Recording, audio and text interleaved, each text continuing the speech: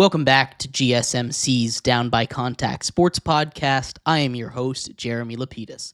Today is Wednesday, February 26th, if you are just tuning in.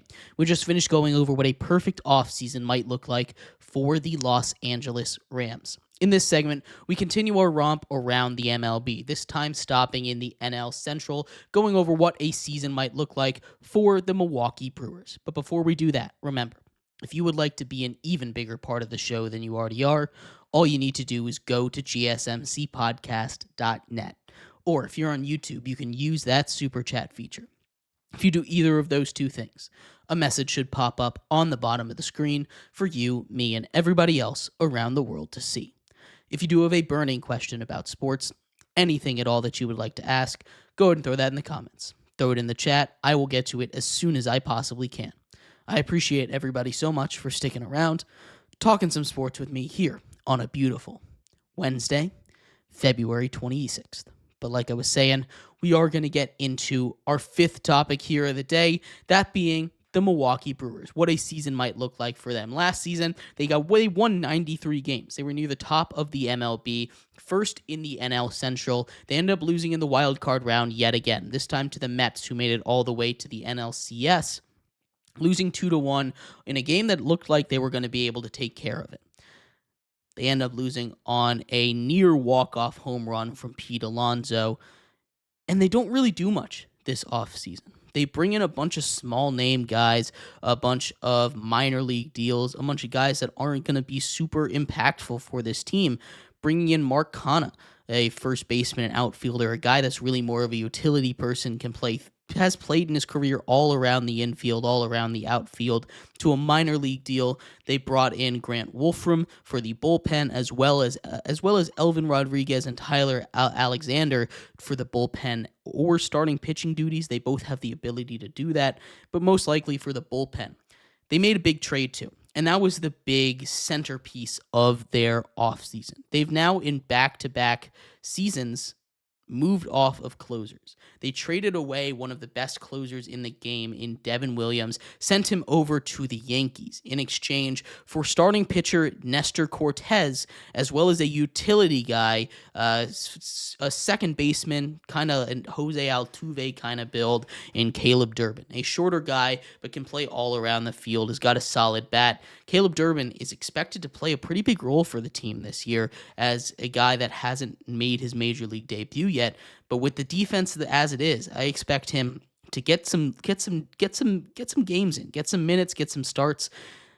Caleb Durbin, a huge piece of that trade. It's not a great looking trade. Nestor Cortez, not really a top tier starter, and Caleb Durbin, while he's good, he isn't really the kind of guy that I look at him like, wow, he's going to be a difference maker.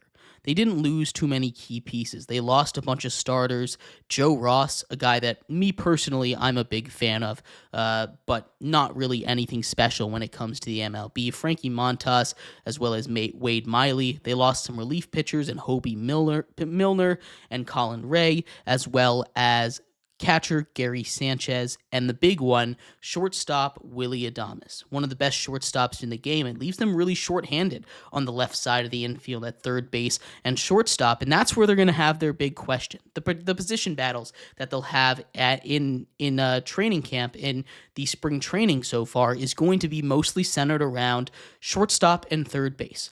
You have your incumbent second baseman in Bryce Terang potentially moving over to shortstop with the guy that they expect to be the shortstop in Joey Ortiz. If Ortiz doesn't win that job, does he move over to third base? And if you do that, do you put Joey Ortiz at third base, Bryce Terang at short, and Caleb Durbin at second? Do you find a way to put Caleb Durbin at third? The favorite right now is probably going to be either Tyler Black, a pretty good prospect, or Oliver Dunn, but they don't really have a true veteran that can come in and play third base. Like I said, Mark Canha has played third base in the past, but it's only been 3 or 4 games scattered throughout his career. It's not a big enough sample size to sit at and say, he's going to be our third baseman. So it puts you in a tough spot. I think at the end of the day, they're probably going to run with Joey Ortiz at shortstop, or Joey Ortiz at third, Bryce Terang at shortstop, and Caleb Durbin at second base, but that could change. Fangraphs has it projected a whole nother way, but we'll get to that in a second. This is a really interesting team because this is a team that has been really solid. They always seem to make these moves. They always seem to make these surprise moves, and they seem to be fine. They've always been built around pitching. The batting hasn't always been there, but last season the bats were there a little bit. The pitching kind of took a bit of a step back until the playoffs when they kind of reverted back to normal Brewers mode where they couldn't hit and the pitching did just barely not enough, right? Eventually, you just had one part of it win out. But the projected lineup from Fangraphs has the rookie from last year in right field, Jackson Chourio, leading off, DHing Christian Yelich, hitting second, William Contreras, one of the best catchers in the game, hitting third. Garrett Mitchell at center field, hitting fourth. An older Rhys Hoskins, first base at fifth. Your second baseman, who I think is probably going to end up being Caleb Durbin, but they say is going to be Bryce Terang. Third base, they project Oliver Dunn. Again, I think Joey Ortiz is going to take third base. Maybe Tyler Black takes that position, and then Joey Ortiz at shortstop, or like I said, maybe Bryce Terang. There's a lot to figure out here, especially in the middle and back end of that infield.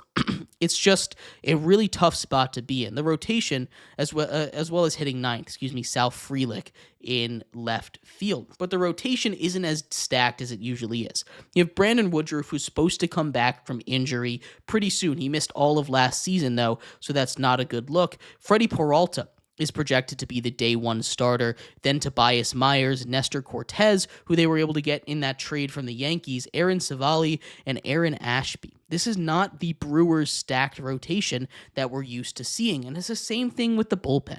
When you look at this Brewers bullpen, Trevor McGill is the projected closer, with Jared Koenig and Joel Payamps as the setup guys. You've got some names in this bullpen: Brian Hudson, Nick Mears, Elvis Peguero, and Tyler Anderson as your mid-relievers, and Connor Thomas, your Rule 5 draft guy, in the long reliever slot. But this is a team that I think took a pretty big step back last season, at least in the offseason. This is a team that I don't think is going to find a way to win their division, although I've always been lower on the Brewers than they end up being. So the Brewers are a team that I seem to constantly underestimate, but that's not going to stop me this season. Vegas has their line set at 82.5 games. 82.5 games for this team that just doesn't seem to have the juice. It doesn't seem to have the guys coming off the bench or the defense to really help them. The order isn't going to be great outside of the top 3 or 4. This is a team that I just think is kind of getting old, a team that I think is holding on to something. They had a real chance a couple years ago. They just were never able to pair the batting with the pitching at the same time, and it sucks because this is a team that could have been a that was a World Series level team for a very long time. But as it stands right now, I think they're more of a 500 team. I think they'll finish with 81 wins, 81-81 in a 162 game season. I just don't really see them getting it done. I think the Brewers are a team that missed a real big opportunity to get anything done in the playoffs, and it sucks. They're out of their era, and I think it's time for them to move on. But let me know what your thoughts are. I'd love to hear them. What do you think the Brewers are going to be able to get done this season? And thank you, everybody, so much for tuning in to today's episode of GSMC's Down by Contact Sports Podcast. The NFL Combine starts tomorrow. We'll go over all that when we go live on our show, as well as anything else going on from around the world of sports. I have been your host, Jeremy Lapidus. I will see you then. Bye-bye.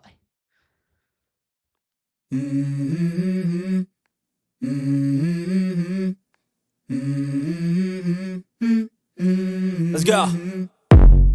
I wake up to a little bit of drool on my pillow, feel like it's gonna be a bad day.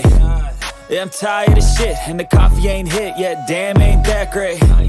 I don't wanna go